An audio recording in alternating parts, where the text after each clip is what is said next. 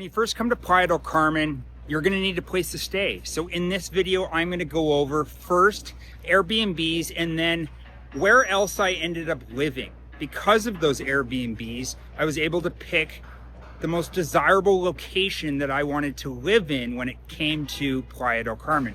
It's so important in the beginning to look at the area that you want to live in. And you can't really know what area to live in until you actually try the different areas through an Airbnb. So when you're looking at somewhere to rent in Playa del Carmen, it comes down to a couple things for me. Number one, how is the build? Number two, how's the community? Coming to Playa del Carmen, I knew there was a very good community of expats and there's a lot of things to do.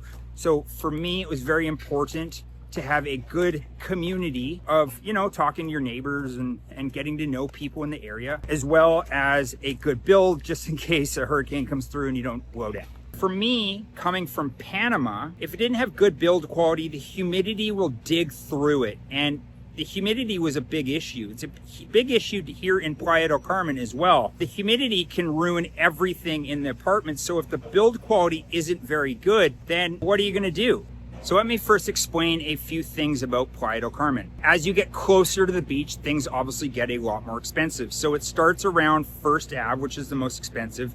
Then you get to Fifth Ave. Fifth Ave is tourist prices. It's the most popular street in Playa del Carmen. Then it gets up to 10th. And anything further than that, things usually go down in price. This is for living expenses, housing, pricing, rents, Airbnbs, etc.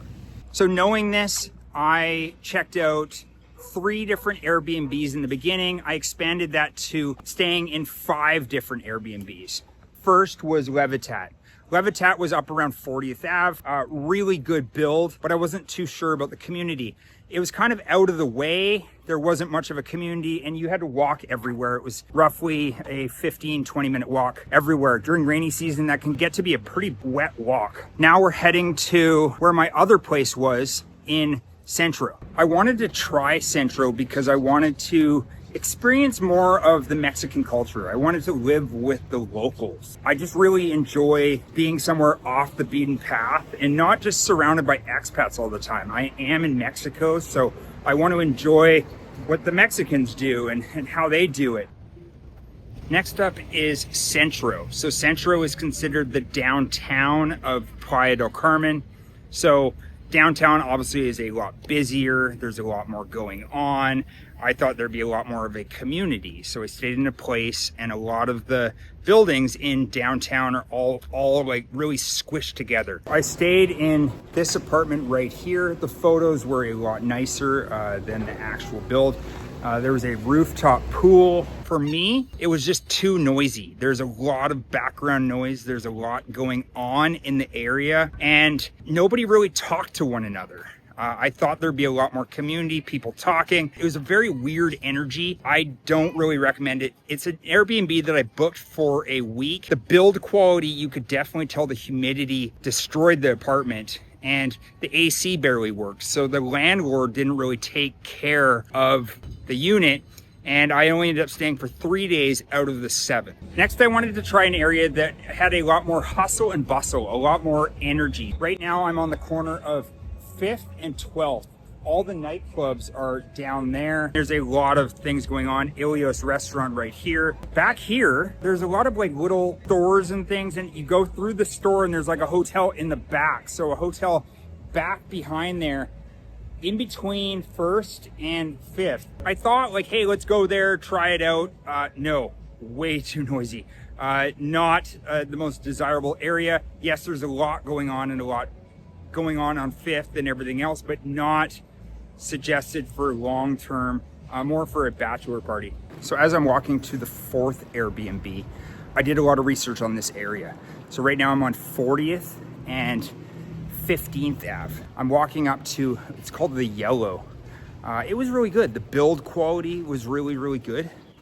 Right there. The build quality was really good. The apartment was really good. I asked about a longer stay. She said no, but I really did like the area. Literally, when I'm walking 1 block, I'm back on 38th Ave. And as I walk further up, this whole area is going to get a bit of a facelift, I think. There's quite a few condos popping up, similar builds. The thing about this area, it's kind of like Centro, a whole bunch of really skinny apartments squished all together, and everything goes up. So obviously all the apartments are really skinny. As we get back to 38th Ave, which is like what I showed you before, you'll get a lot of the bigger builds. So you'll get wider apartments and you'll get everything that you're kind of looking for. Right ahead of me is Ipana, big decks, lots of, probably the best build I would say in Playa del Carmen. And I believe it's 4 buildings with a ton of amenities and amazing pools on top. It's definitely like a hotel experience right there. Which brings me to Hollywood. Now, I lived in Hollywood for about 6 months. Why do I like Hollywood so much? Well, there is a lot of options. So there's Cafe Bajo. There's an Argentinian restaurant. There is Vika if you like air conditioning, and a laundry place. Obviously a new building from Simca. And so right here is an Argentinian place. I spent a lot of time in there. Great Milanesas. This is the best place to get microdosing.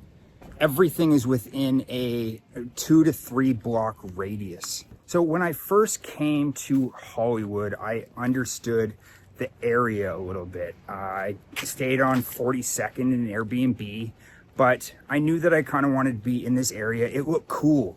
The area looked really, really cool. Coming across the place that I saw on Facebook, it had a cool patio, rooftop pool, great to create some video content, talking, and it was quiet. It was a cool looking building. And that's it right there.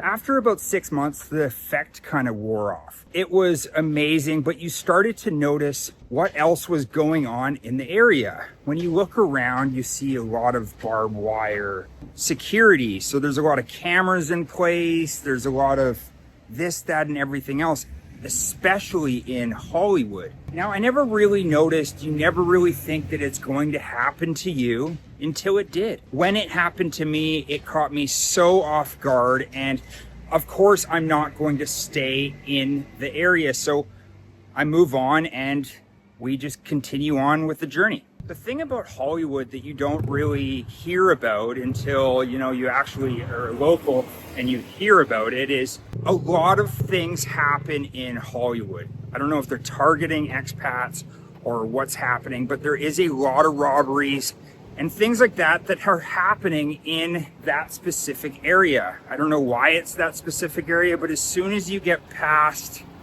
34th, which is the street we're coming up to right now, things start to kind of just change. So this is 34th right here. So the park, as you can see, is right there. And right over here, 34th. And then on the other side of 34th is a lot bigger buildings.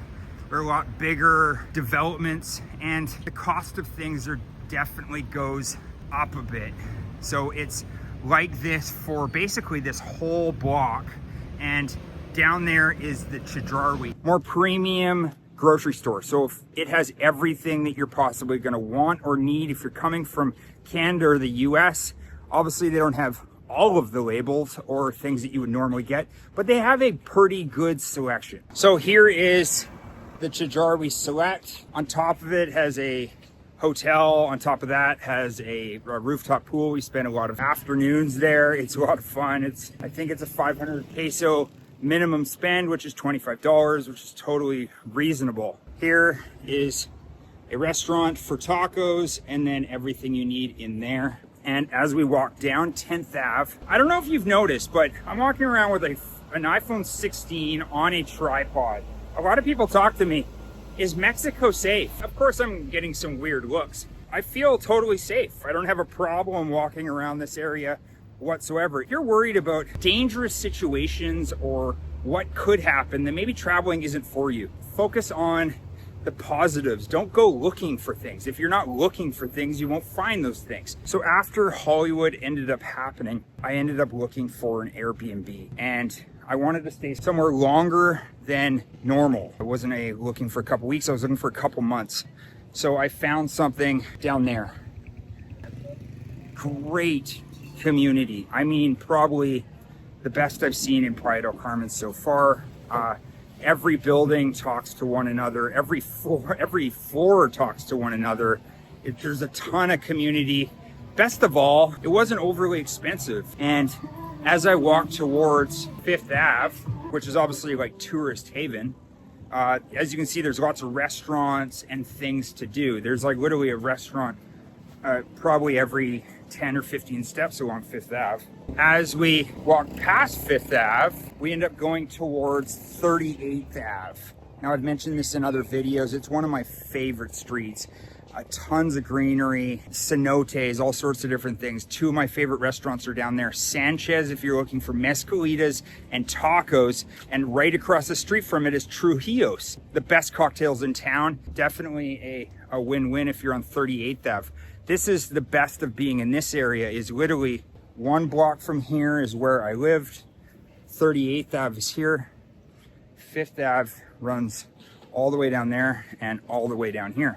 And literally right here is a sushi spot.